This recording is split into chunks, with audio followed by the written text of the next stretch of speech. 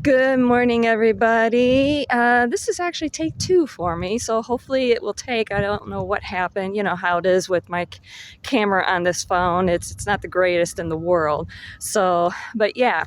Um, anyway, I hope you're having a great day. I know I have a little bit of a headache. We have a storm passing by us to our north, so it's kind of causing some headache issues. And I think that also we probably need to send some love, light, hope, and positivity up there to the people in the northern part of the state and also California, because the storm is supposed to be dumping some bunch of rain, possibly melting the snow, all that snowpack, not all of it, but some of the snowpack that's up there, and it's going to be causing some problems. So let's send some positive energy their way, and hopefully they won't have too many issues. Okay, so yeah, actually today we're talking about master numbers.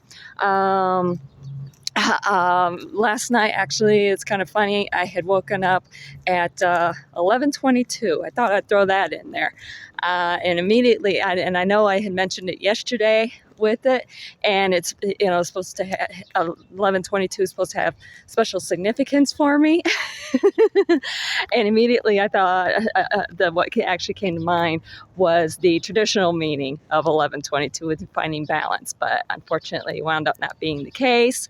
And I was really nauseous.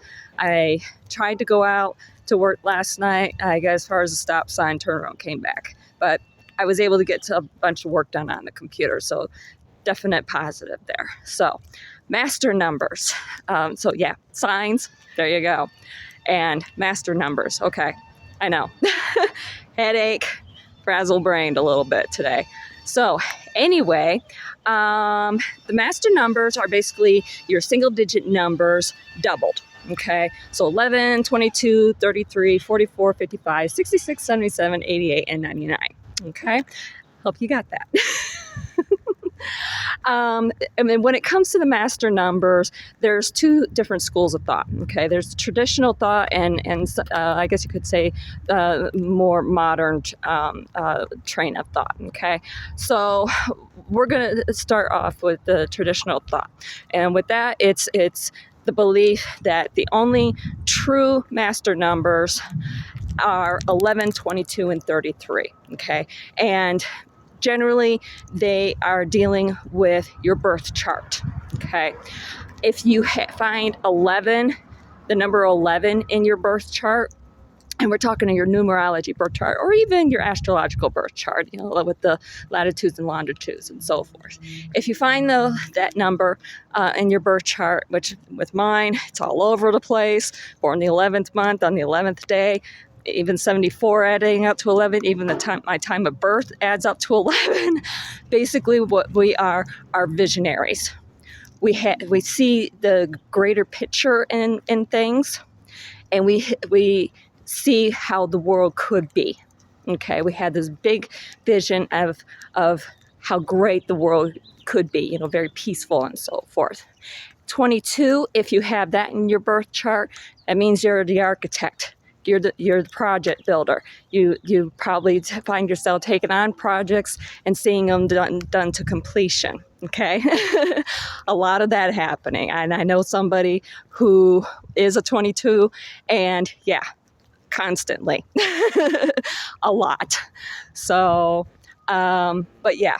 Anyway, and then 33 is a special number.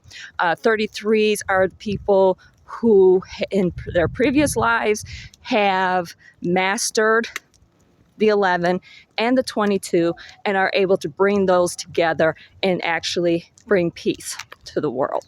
They typically will have a very calm, peaceful demeanor and so forth. The biggest example that you'll find for people who have the 33 in their chart is Jesus.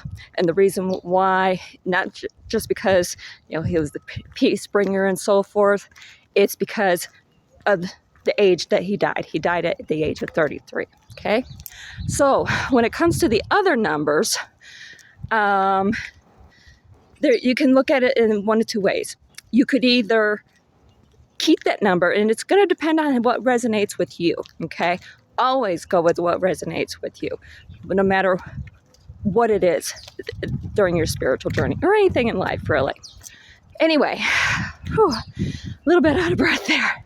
So with the other numbers, you could look at them one of two ways. You can, when you get down to say 44 or one of the other numbers, you can either keep that number, and it would basically be that single number intensified twice.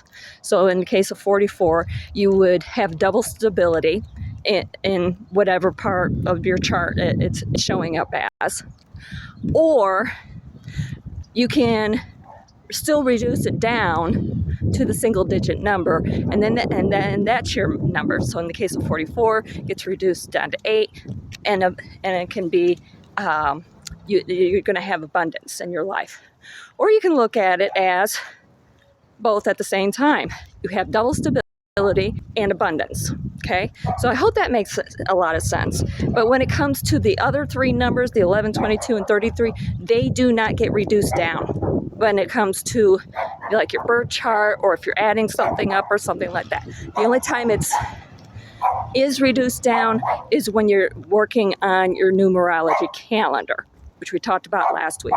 Okay, so when you come to the 10th day or the 11th day or whatever, you're going to still reduce that down. Okay, but when it comes to like your day of birth, like myself, with being born on the 11th day, it doesn't get reduced down for the most part. Some schools of thought will say you can still, you can look at it both ways, where you're looking at the master number 11, and you can look at also the number 2. So it kind of depends on what resonates with you. Personally, since I have 11 all over the place, I just go ahead and leave it as is, because I know it has a lot of special significance and meaning. Okay?